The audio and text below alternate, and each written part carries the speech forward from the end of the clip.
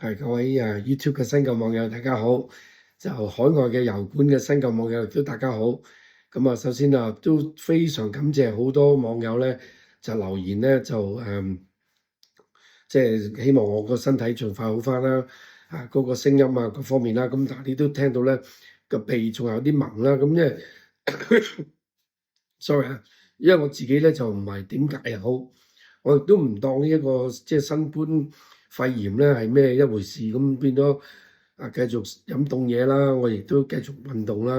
咁呢個其實係我知道唔好嘅，但係我呢個一直係習慣，好難停咗佢。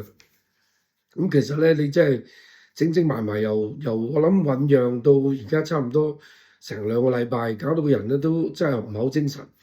咁亦都俾自己啲工友咧都可能會要提醒，話好似呢2個禮拜啲，即係2個禮拜就4個 meeting 㗎啦嚇。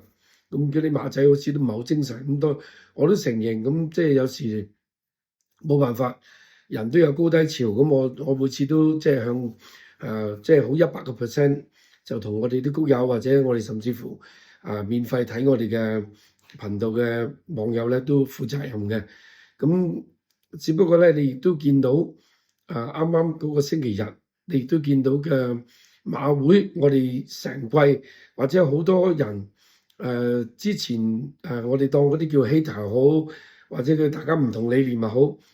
嗱，你見到我哋一路做嘅嘢，其實我哋係希望馬會係正視，就唔好覺得得過且過，不了了之好多嘢。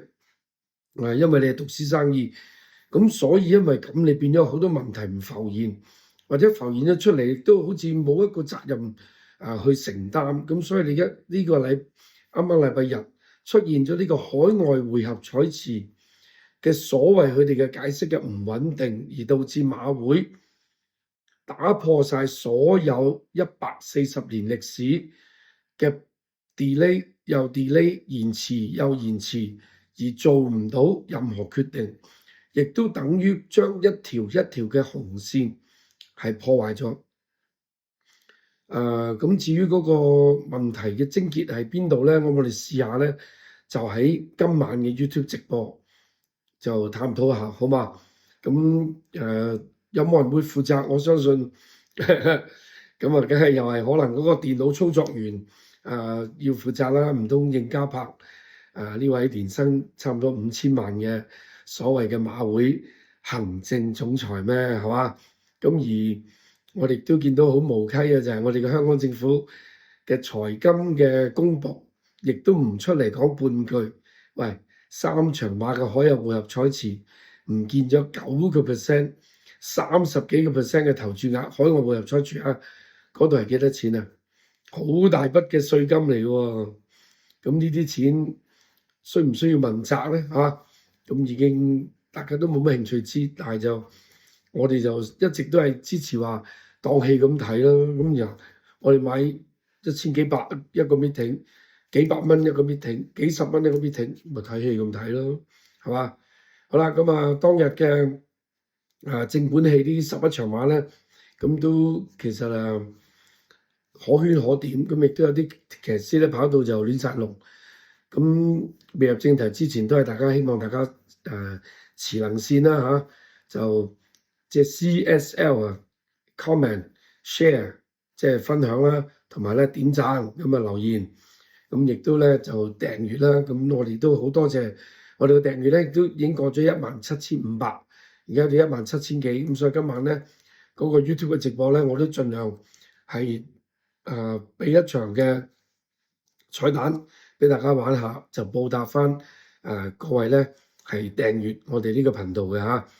好啦，咁過日嘅星期日嘅第一場咧，咁新馬啦，咁不外都係嗰幾隻馬啦，100。咁問題就係梁家俊亦都有試呢隻光年情長咁2隻馬都試，最終2隻無畏傑嘅馬房入邊嘅馬，2隻揀一隻，佢就揀咗嗰隻輸嗰隻。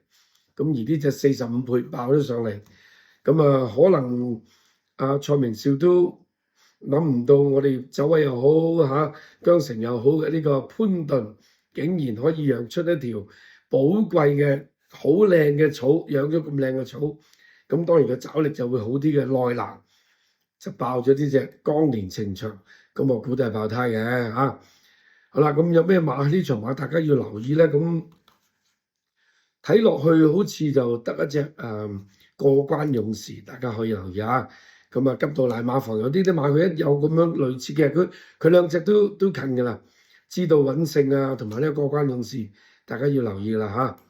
好啦，咁啊去到第二場金創福威，我亦都再一次睇到就楊明倫跑馬咧，係真係你馬友其實個個都得嘅，咁只不過即係洋將華將喺上個星期日呢啲所謂叫做偽之一大賽入邊，咁有啲華將贏馬，咁我哋特別就嘉獎佢啦。咁亦都係一樣啦，死 Q70，咁法官法良我亦早已經同我哋自己網友有講過呢場馬啦。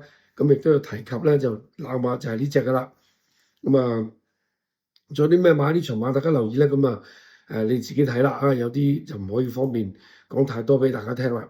好，第三場咁美女與數據嗰度遨遊波士，咁嗰個數據唔曳嘅。咁12隻馬入邊咧，我哋喺嗰度都講咗羅富全同阿梁家俊嘅出馬有3 win 2 Q 嘅，咁幾高嘅 percentage。咁亦都有啲網友就好醒啦，睇完之後咧就買咗啲位置啦。我哋自己谷友咧亦都買啲，甚至乎咁冷有冷做冷攞嚟做膽。咁我自己唔中意合夥飛馳嚇，咁我亦都攻擊佢啊。攻擊佢，咁我哋海外網友咧就當然就攻擊成功啦。咁亦都有啲自己有啲人都仲係好潘頓情意結嘅，咁覺得係是但啦，還掂佢好過爆出嚟，我哋唔中。咁亦都有啲人買翻佢嚇。咁大千紅心嘅羅菲洛都嚇死人，唔曳嘅呢隻馬好靚啊！今次都我都有貼到佢，咁跑到第4都冇計啦。好啦，去到第4場咁呢啲咁樣嘅即係2班讓賽咧，咁當然嗰隻包裝天象係有啲咁多鶴立雞群，咁只不過偷雞就唔成功咧，就係呢隻湯普森嘅武林密碼嚇。米奇似係試馬多過跑馬啊，咁唔可能嘅呢啲馬喺外國，即係真真正正唔係話古靈精怪錯事識贏嘅馬嚟到咧，只不過可能個歲數仲係未完全心智啊各方面啲馬咧，仲係未適應到個環境咧。就夾硬逼咗一場之後就走咗樣咁解啫嚇，進跑得好失望。好，去到第5場亦都一樣啦。咁上次喺外檔度放翻嚟，臨尾都輸好少嘅咧，做好自己。今次就都係一樣咁樣放翻嚟贏啦。咁呢啲又話串名，又話咁又咁嗰啲，我從來都唔信嘅。咁啊，卒之咪俾佢11倍攞咗條 Q 咯嚇。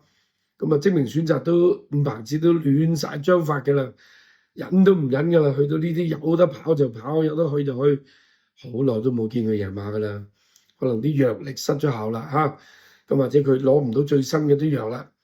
咁當然呢場馬跑得最肉酸嘅就當然咩怪啦、戀愛狂啦，同埋呢隻其實同上次做好自己一樣跑得咁好嘅金鑽精靈，咁但係就唔好忘記佢啦。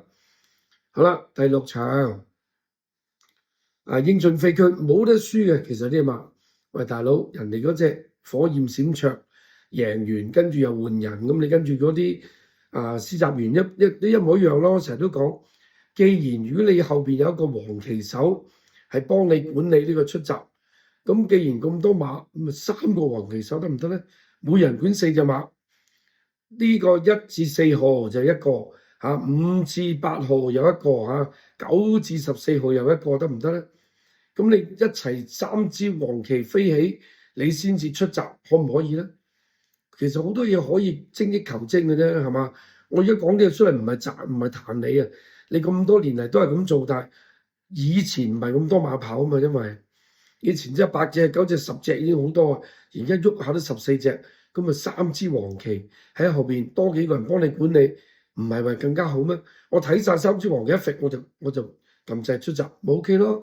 因為佢哋喺後邊睇有咩馬起擒啊，咩馬仲喺度即係跳緊嘅，佢哋應該清楚噶嘛。佢睇到我負責嗰4隻完全冇問題咁咪揈起支黃旗先咯，可以啦，係嘛？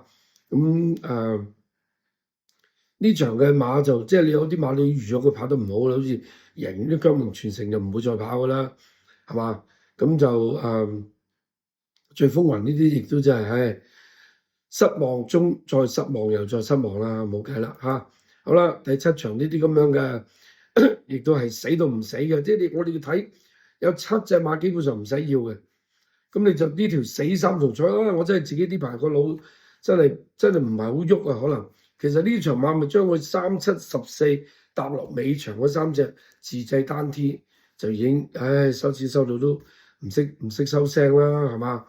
即係你唔好理佢幾多倍，有得成過關就係好啦，好容易中咗咩死 Q 一條3、7咁有咩馬亦都要跟㗎啦。我諗呢場馬大家可以留意下，就開始留意下隻超越夢想啊！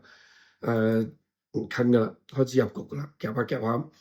咁啊第8場咁呢啲就偽嘅1級賽，整一隻牛肺出嚟跑，好老實。就算你嗰隻譽滿杜拜，即係夾硬運過嚟，叫做好似有啲國際賽嘅味道啫嘛。你睇下嗰啲馬，標誌5支當年情智取神驅，係嘛？即係你計埋呢隻譽滿杜拜，其實呢幾馬基本上唔使買，係嘛？咁你係咪要特登夾硬做嗰隻3冠王出嚟咧？咁亦都冇意思啦。咁人哋以前出嗰啲孭到咁重磅嚟贏嘅，冇得比較嘅。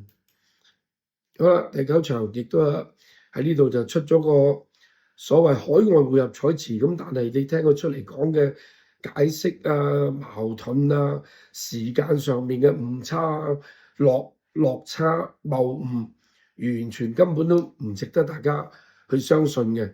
咁呢個就係偽慈善機構缺乏監管、夜郎自大，咪卒之咪自己自食其果咯，係嘛？咁星際快車竟然可以133磅如入無人之境咁貼欄，抵人爆咯，係嘛？咁精彩福星亦都隻馬靚嘅，職場靚嘅，喺我範圍全部有晒嘅，1、2、5、9呢啲全部有嚇。咁失望當然就展龍威啦，展龍威失望咯，年年有型失望啦。咁法力王我直情攻擊啦，呢啲唔會失望啦。